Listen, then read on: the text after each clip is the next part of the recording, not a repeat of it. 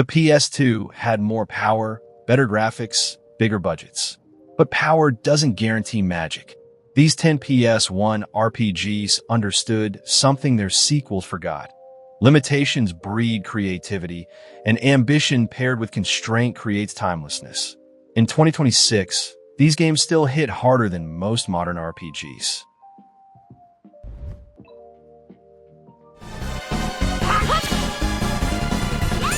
The linear motion battle system brought real-time action to JRPG combat when turn-based still dominated.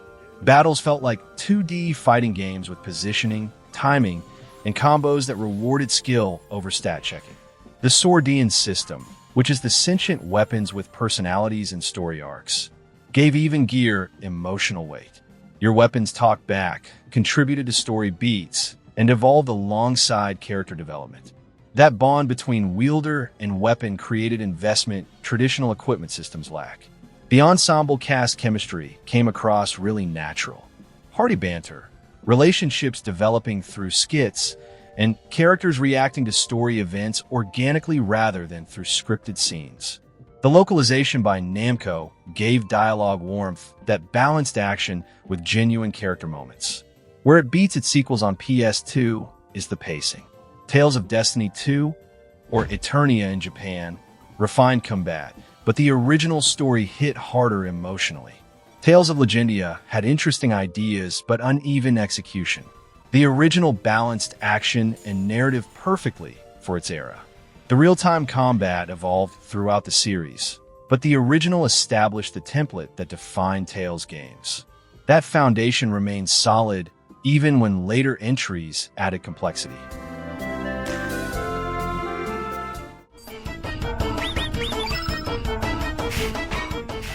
Square created visual poetry. The color palette with its vibrant tropical blues, golden sunsets, lush greens, made Chrono Cross one of the most beautiful games on PS1. Every environment felt painted, and combined with Yasunori Mitsuda's soundtrack blending flutes and strings with the visuals, it became a complete sensory experience. The dual-world structure showed the same locations corrupted or thriving based on dimensional differences. Exploring parallel versions of areas you know created this unsettling familiarity that reinforced themes about choice and consequence across timelines. Combat used elemental fields that changed dynamically based on attacks used. Stamina management determined action frequency, and element grid customization let you build characters however you wanted. The system rewarded experimentation because no build was objectively wrong, just different tactical approaches. Opinions are split on a massive 45-character roster. Some love the variety, others find it overwhelming. Many recruits get minimal development because the game couldn't possibly flesh out that many personalities deeply. The story's connection to Chrono triggered disappointed fans, expecting a direct sequel rather than a thematic follow-up. What remains unbeatable is the atmosphere and music. Yasunori Mitsuda's soundtrack is one of gaming's finest. Every track perfectly captures the moment it accompanies. The art direction makes limitations invisible through strong aesthetic vision that prioritizes tone over technical flex.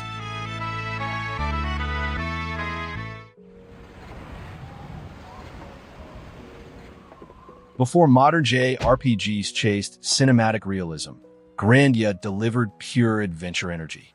Justin's enthusiasm for exploration feels infectious rather than naive, and the story escalates from childhood dreams to globe-spanning journeys involving ancient civilizations without losing that sense of wonder. The IP gauge combat system turned battles into active positioning puzzles. Turn order mattered more than raw stats because you could cancel enemy actions by hitting them during wind-up, forcing them back on the timeline. Movement during battle wasn't cosmetic. Positioning affected spell effectiveness and combo potential. Character progression rewarded experimentation. Skills improved through use. Magic grew by equipping mana eggs. Weapon proficiency determined ability unlocks. You're constantly tweaking builds based on enemies and strategies rather than following preset paths.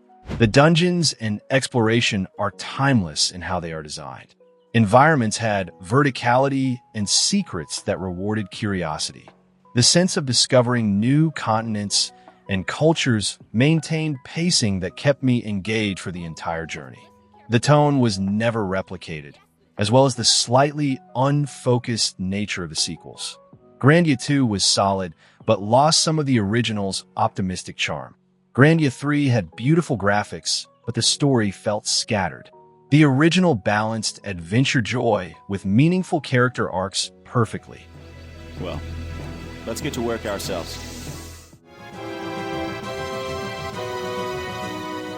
Square's tactical mech RPG told a grounded military story about political coups and mercenary warfare. The narrative jumped between perspectives, showing how global conflicts affect different players, soldiers, civilians, resistance fighters, creating scope few tactical RPGs attempted. The customization depth was staggering. Wands are parts like body, arms, legs, weapons, computers, all affected stats and abilities. Building mechs for specific roles required understanding how components interacted. The loadout possibilities created tactical variety that rewarded system mastery.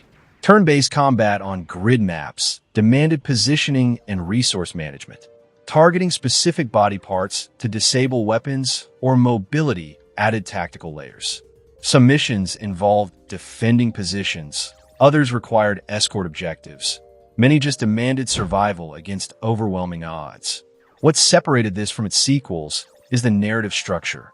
Jumping between characters' perspectives while maintaining a cohesive, overarching story created emotional investment that Front Mission 3's single protagonist focus couldn't match despite better graphics. The writing contrasted really well in how mature it felt comparatively. Political themes about nationalism, corporate warfare, and the human cost of conflict hit harder than most PS2 tactical RPGs that traded depth for spectacle.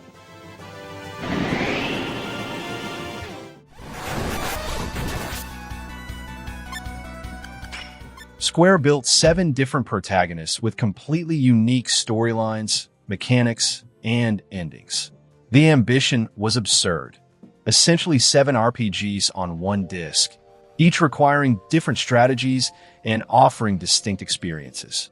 The free scenario system let you tackle scenarios in almost any order. Some characters had linear paths, others opened the entire world immediately. That freedom created replayability because each protagonist revealed different aspects of the interconnected world. The combat systems varied by character. Amelia's combo system, Red's transformation abilities, Blue's magic duels, all played differently while sharing underlying mechanics. Learning how systems interacted across different playstyles kept the game fresh through multiple runs. But the lack of explanation still feels frustrating. The game dropped you into scenarios expecting you to figure out progression without guidance. Some storylines felt incomplete due to development time constraints. The difficulty spiked randomly based on which route you chose. The sheer audacity of this game is why it's so memorable. No PS2 JRPG attempted this level of structural experimentation. Saga Frontier 2 refined some systems, but lost the wild ambition. Later entries never recaptured the original's chaotic creativity that made every play through feel like discovering a different game.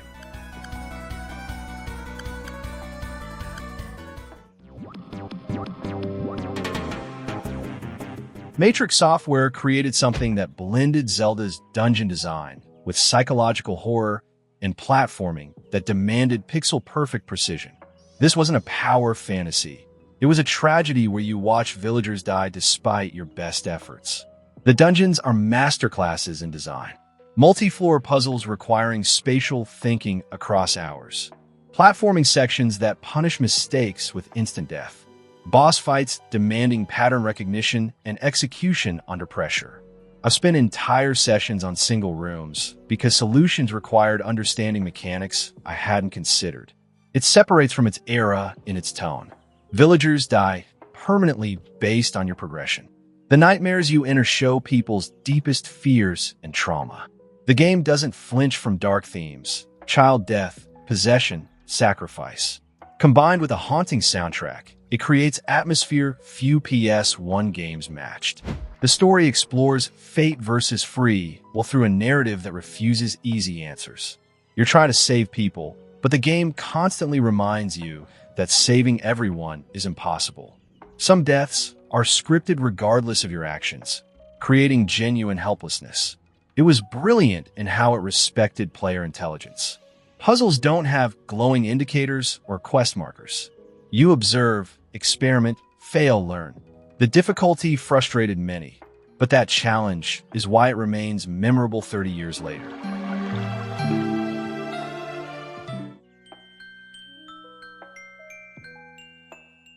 Chunsoft built something that shouldn't work, a dungeon crawler mixed with dating sim and monster-raising mechanics. Yet somehow it created this addictive loop where you're rebuilding a town, romancing multiple characters, and exploring a procedurally generated tower simultaneously. The tower resets you to level 1 every entry, but monsters you've tamed retain progress. That creates this risk-reward tension where pushing deeper means better loot and stronger monsters, but death means losing everything except what you sent back to town via eggs. Town building added progression outside dungeon crawling. Money earned funds construction, new shops, houses, infrastructure that unlock features and relationship options. Romancing characters requires gifts and attention while managing multiple relationship meters. It's bizarre seeing these systems coexist, but they complement each other perfectly. It still amazes me how unique it was for the time. No PS2 game attempted this specific combination of mechanics. Mystery dungeon games refined roguelike elements, but none captured Azure Dream's charm mixing dungeon crawling with life simulation. The Monster Fusion and Raising added Pokemon-like collection alongside tactical combat. Combining monsters created new species with inherited abilities. Managing which monsters to develop alongside exploring became the core addiction loop.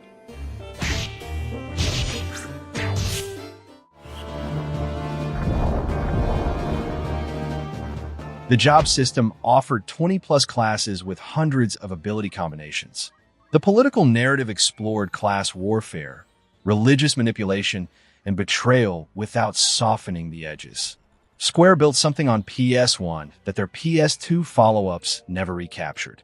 Ramza starts as nobility, questioning his privilege, then watches everything he believes crumble through systemic corruption. The writing is dense, mature, and refuses to make conflicts simple. Every faction has legitimate grievances and terrible methods. You're navigating moral complexity that most RPGs avoid entirely. The tactical depth remains unmatched in the series. Elevation affects damage and accuracy. Charge times create strategic tension. Job abilities combine in ways that break encounters if you're clever. I've spent hours theory crafting builds that shouldn't work, but absolutely do when systems interact perfectly. The writing and mechanical freedom is where it's still superior. Final Fantasy Tactics advance simplified systems and lightened tone. A 2 refined mechanics, but lost narrative weight. War of the Lions improved translation, but couldn't recapture the original's impact. The difficulty respects you.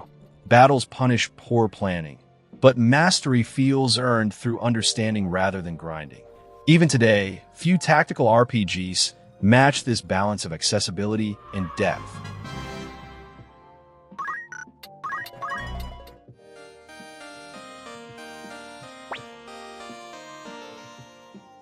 Over 100 recruitable characters, massive army battles, political intrigue spanning nations, and Luca Blight, one of gaming's most terrifying villains, all on a single disc.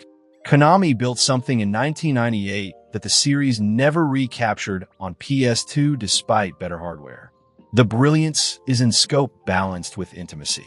You're managing an entire castle headquarters that grows organically as you recruit. Characters open shops, cook meals, run bathhouses, all functioning based on who you found. Meanwhile, the personal story destroys you emotionally. Your best friend becomes your enemy through circumstances neither of you control, and the game refuses to give you the closure you desperately want. It's unbeatable because of how every system layers meaningfully. The rune system lets characters equip up to 3 runes, creating combinations that turn mediocre fighters into unstoppable forces. Unite attacks trigger based on party composition, rewarding experimentation. War battles use rock-paper-scissors strategy at massive scale. One-on-one duels add another combat layer entirely. Luca Blight's boss fight remains legendary. 3 consecutive 6-character parties, then an arrow volley, then a final one-on-one duel where he's still laughing despite being impaled. That happens at the 2/3 mark because the real story is bigger than one villain. The emotional weight is where it trumps the later games. Suikoden 3 and 5 tried complexity but lost the intimate character focus. This game makes you care about 108 people while juggling war across multiple nations.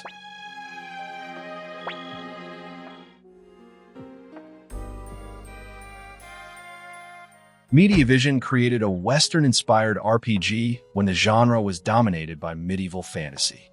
The whistling soundtrack, the anime opening, the cel-shaded 3D battles, all established identity that made Wild Arms feel distinct despite PS1 limitations. The puzzle dungeons required tool usage outside combat. Bombs destroy walls, grappling hooks cross gaps, magic reveals hidden paths. Environmental interaction was rare for PS1 RPGs, and Wild Arms built entire dungeons around spatial problem-solving that rewarded observation over combat prowess. 3 playable characters with completely different combat styles kept battles fresh. Rudy's arms were customizable firearms. Jack's fast draws required timing inputs. Cecilia's magic emphasized elemental strategy. The Guardian summons triggered FMV-quality sequences showing massive creatures devastating enemies. The atmosphere makes it timeless for me. The frontier aesthetic, dusty towns, ancient ruins, desolate wastelands, all rendered with painterly backgrounds that made exploration feel like traveling through Western folklore. Combined with Michiko Narukei's iconic soundtrack featuring whistling and acoustic guitar, every location had personality. Because it's more focused, I think the first entry is better than the sequels. Wild Arms 2 and 3 expanded scope, but diluted the tight narrative pacing that made the original special. Alter Code F remade the first game, but added bloat that slowed what worked about the original's compact design.